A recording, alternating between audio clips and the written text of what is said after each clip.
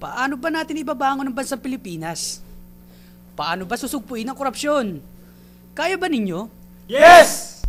Mga kabataan ay sinasabing pag-asa ng bayan, itatangako sa inyo na magiging susi sa pag-angat ng bayan. Ako si Lysander Arbis, na magiging katuwang ng ating magiging Pangulo sa pagbangon ng bansa. Ako si Charles Lopez, ang tutulong sa pagpapabuti ng edukasyon sa bansa.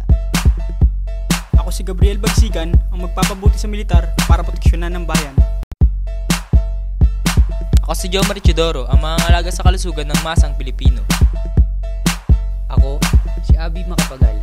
Kasama nyo sa paglago ng turismo at ekonomiya ng bansang Pilipinas.